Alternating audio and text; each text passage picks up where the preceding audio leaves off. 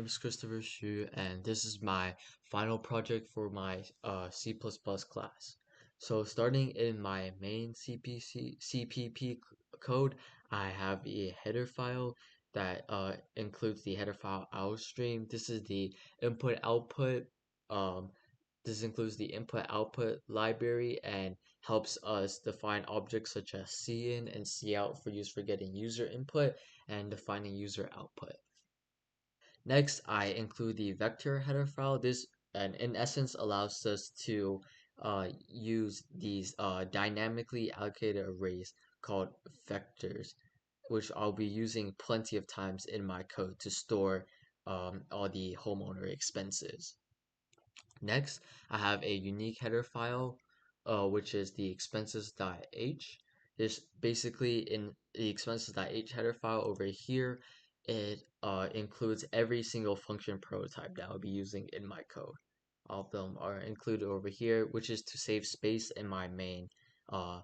As you can see on my function prototypes over here, and what this does over here, if n def expenses h, is that it states that if expenses.h is not already defined, then it defines expenses.h here in order to not cause errors. Next, define expenses.h. It makes sure that if expenses.h is already defined in one place, then it cannot be defined another time to save space. And here are just all my other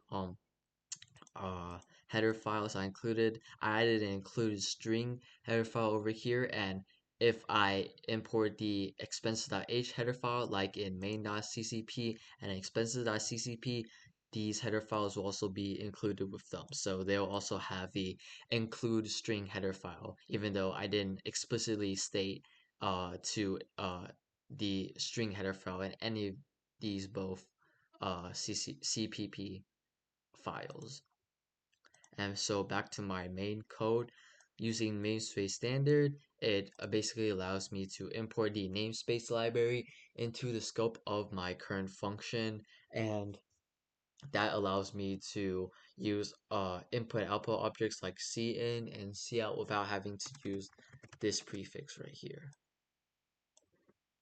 Okay, so now in my main code, I print out that this is a homeowner expense calculator, and then I initialize the integer variable start month to the value of whatever my get month function does here. And my get month function, it outputs a integer, obviously, as you can tell from the variable, and it accepts a string input, which is asking the user for a starting month from 1 to 12. Here's what that function does. Okay, so inside my expenses.ccp, you can see another header file, which is including the fstream header file. This allows us to basically get a read input from an input file, and also establish an input file, and also establish an output file and read text from an output file. So now in my getMonth function, you can see here's string parameters, and what my getMonth function does is inside I declare a integer variable m, and then I have a do while loop. So it always runs at least one time, and inside the first one is going to output the prompt entered in the parameter right here. So in the argument right here, so the prompt is going to be asking the user to enter a month from 1 to 12. Next, whatever the user enters, a month, whether that be month 1 to 12, it assigns that value to m. Next, it checks if the value is 0 or if the value is bigger than 12. If it is, then obviously that's not correct, and we're going to output an error. The month must be between 1 and 12. But if it does not, uh, uh, if it does not meet that condition, then we simply just leave out of the loop and then return m. Now that's how we get our start month, and then we declare a end month integer end month variable, and then we have another simple do while loop over here. We call the get month function again, have the same parameter, but this time it's asking for the ending month. Then we just have a uh, simple little condition here. If the end month is less than the starting month, then the ending month, then we output that the ending month must be bigger than or equal to the starting month, obviously. Then if it meets that requirement, if the end month is less than starting month, we continue the loop. But if it doesn't meet that requirement, we just exit the loop. Now we have another integer total months that we initialize to the value of end month minus start month plus 1. The reason we do that is very simple. Let's say the end month is 1 and the start month is also 1. Then if we minus that, that will get 0, right? But obviously there's no 0 month, so we have to add a 1 to make it make sense. Next, we just print out calculating expenses for the total months variable. In this case, let's say total months equal to 2. So output calculating expenses for 2 months. That's what we print out. Next, we have a double variable that's initialized to the value of get positive. And then get positive is very similar to our get month function. We input a string argument in there in a parameter slot, and if we go up here, get positive double, yeah, we have a string pop over there. We declare a double value variable, and we have another do while loop in here, so we run at least one time. We print out the prompt as usual, then we get whatever value the user enters and puts that value in double, and we find out if double is less than 0, then we print out error. We have to enter a non-negative amount of money, and then if it doesn't meet that requirement, then we can just simply exit the loop and return value very simply. We do the same thing for insurance. We ask them to get the monthly home insurance cost, and um, we do the exact same thing as we did for mortgage. Make sure it's not a negative amount. Next, here's our first usage of a vector, which is going to hold only double values, all initialized to 0.0 currently. We initialize multiple vectors, which is going to be electricity, water, gas, and internet. And total months here is just going to be how many objects that current vector can hold. So it can hold total months amount of objects, which in our case is going to be 2 right now. So we have a for loop starting from 0 going to less than total months incrementing by 1. We print out the month number over here, and then all we basically do is for each vector, such as like electricity, we're going to continually append values to the array. For example, right here, electricity starting at 0, we're going to append the get positive double. We prompt electricity. That's basically going to ask the user what their electricity bill is for each month, and same thing for water, gas, and internet. So what this code right here in essence does is each month it asks the user what their electricity, water, gas, and internet bill will be for each month, and it gets them and stores them in their respective vectors.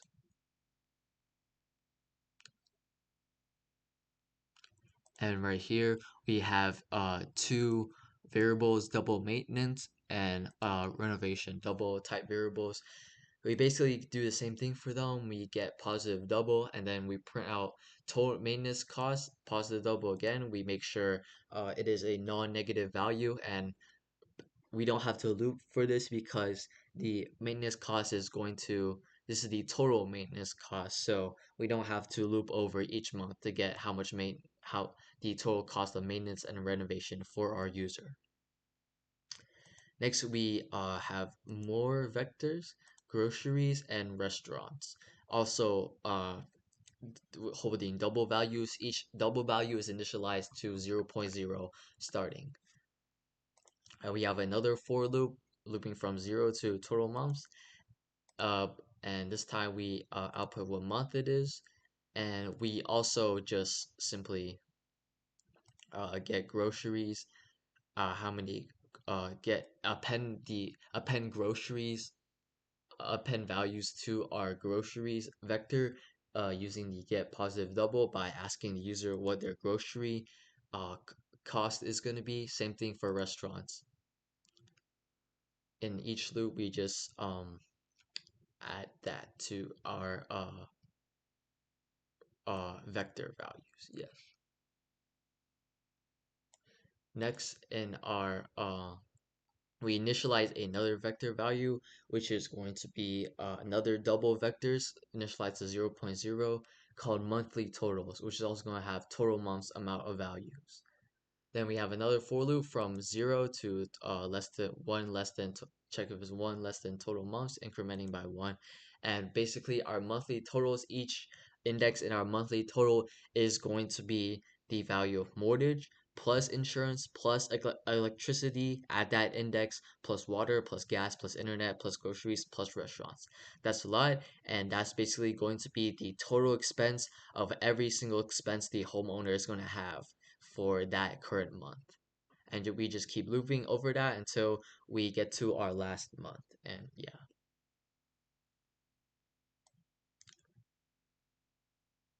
Next, we have a simple variable, initialize the double variable total all to maintenance plus renovation. That's what it starts at. But then we include a significant new for loop. This is going to be a special for loop. It is a I forgot the name, but this for loop it is a oh my bad, it is a I think it's a called a range-based for loop, and it allows the user to basically loop over a certain list, but this doesn't depend on index. So let's see here, we have a variable, initialize a variable, double variable x, and then loop over monthly totals. Instead of taking the value of an index in monthly totals, this will take the value of a object at the index of double variable. So let's say like a object at index 0 of monthly totals is 1. Then double x will start out as 1 and just keeps looping over and over through monthly totals until it gets all the values of all the objects inside it, and it keeps appending that to total all until we get the actual total of all of our expenses. Finally, we print out expense summary, total expenses for a period, and then we just print out total all, how much expenses we have. Then we print out end of main report to the know our report has ended. Next, we have a little switch over here. We initialize the insert choice to 0, and while choice does not equal 6, we have a menu of options over here. So we can choose to save the expenses to file, load the expenses from file, show month with the highest expensive, sort expenses, show detailed monthly report, exit, and enter choice. And then we ask the user to enter a choice, and their value will be inserted into the choice variable. So now switch choice, we just check if choice matches any of the cases here. If it matches case 1, then we use the function save to file and input monthly totals into that. So over here, save the files. In this case, we use the parameter is a constant double vector that is a pass by reference. The reason we use a pass by reference is that it saves a lot of storage. Otherwise, if we use a pass by value, that would mean creating a copy of a very large vector, and that would just waste a lot of storage. And I made sure in my code to not modify our vector in any way, shape, or form. And so what we do in our save to files is basically open a output file called fout and name it expenses.txt, which is shown right here. And then next, if this basically makes sure if not out, make sure if the fout output file does not load correctly, then it means there's an error had occurred, and we have to say error saving file right here. If it does work, then we can print our yearly expense record, have a for loop that loops until the monthly totals.size, which is basically the the length of our monthly totals vector, or how many objects are inside of it, and we loop until that. So then we just print out whatever month it is, and monthly total is I at the current index, which indicates our total monthly expense at that current month. Then we just looping until that, until we get to our last month. Print out this extra line for just a little aesthetic. We then we close out the output file, and then we exclaim that we save the expenses to expenses.txt. Now going back, case 2, load from file. This is also very useful. This basically prints out our loaded expenses. So we get a input file fin from expenses.txt, and then for the same thing, if we cannot load expenses fin, then we have to print no file found. But obviously that won't happen since we have this right here. Or it could this could be an error if we don't save the values first and then load them. Next, we just print out our loaded expense file. We have a string variable named line, declare that, and then while get line fn and line. This in essence allows us to read each line of expenses.txt uh, from the input file and um, assign that value to line. Then we just print out line, and once we're done with that, once the get line function detects that a line is empty or there's no more lines to read, we can just close out the input file simply. Our third case is show highest, um, which is another function here, which also takes a constant vector passed by reference. What this function does is first we initialize a max value double variable, then we make that equal to monthly totals, the first value of monthly totals right here, and we also initialize the integer month to 1. Then from integer I equals 1, less than monthly totals dot size 1 plus 1. If monthly totals I is bigger than max val, we start at 1 because we already initialized our reference variable here, 0, which is going to be tested against monthly totals I. So we see if that is bigger than the max value. If the monthly totals at that specific index is bigger than max value is now equal to that monthly total right there. Then month is equal to I plus 1 because that is the new biggest value. Next, we have the we just print out high expense month is that month, and also print out what the max value of the expense is. Case 4, we have a we start off with declaring a integer sort choice. We can declare the user to either enter 1 if they want to sort from low to high, or 2 if they want to sort from high to low, and then to either choose a value 1 to 2. Then we get their user input and assign that to sort choice. Next, we have this sort expenses function, which accepts our vector monthly totals and a boolean value if sort choice equals 1. Then we break out that case, or I forgot to mention, we break after each case in order to make sure the case after that doesn't run, because we don't want that.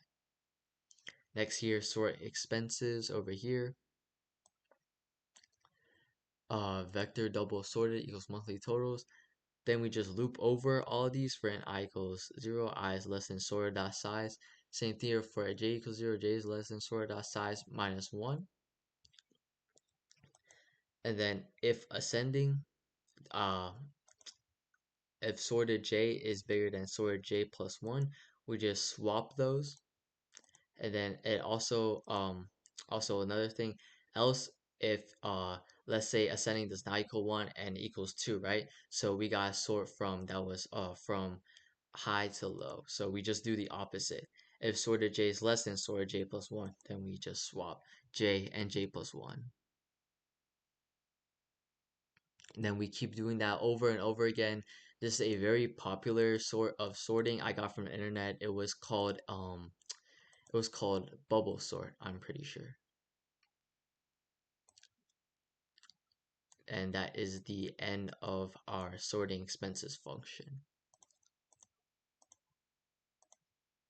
And then in case 5, uh, we have another function get month, enter month to view details, and initialize the value to integer m minus 1.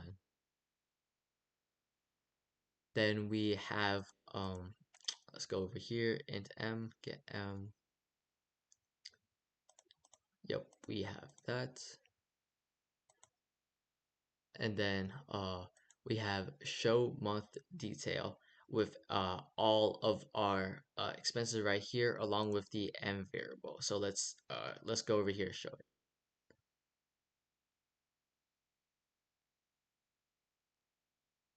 And the reason we minus 1 for m is because, and minus 1 is over here, is because that has to be the index. As we all know, program indexes always usually start at 0 for the first index. Then we just have all the other constant pass by reference values for electricity, water, gas, internet, groceries, restaurants, mortgage, and insurance. So we just print out the detail report for our month index plus 1, equal n, and then for the mortgage rent, we just print out what the mortgage is, what the insurance is. Then we move on to electricity, print out what the electricity for that month is. We print out what the water bill for that month is, gas bill for that month, internet bill for that month, groceries for that month, and restaurant bill for that month. And that is the end of my function. Case 6, we can just simply exit out of our switch function. We say that we're exiting, then we break. And default is if the user doesn't enter a value from 1 to 6, then that is an invalid choice, and we tell them that. Then we return 0 for a successful completion of our program. Here's an example of my program running. Alright, starting month 1. And then to make our program really simple, because this video is extremely long, I'm just gonna make it 2. Or actually, yeah, I'm just gonna make the ending month 2. So monthly mortgage rent cost, I don't know, 2,000, I guess. I'm not really familiar with all of these costs. Monthly home insurance, let's say it's 3,000. Month 1 electricity cost, I'm gonna say 100. Water 20, gas 30, internet 40. Electricity is do the same values. Total maintenance costs, I'll make that 254. Renovation 256. Groceries 124. 125. 124. 125. Then yeah, we have all of our menu options over here. First, I'm gonna save our expenses to the file to make sure we won't get an error when we want to load them from the file. And then you can see expenses saved to expenses.txt. Next, enter choice. We can load the expenses from a file. Let's see what expenses we got. Here are all expenses.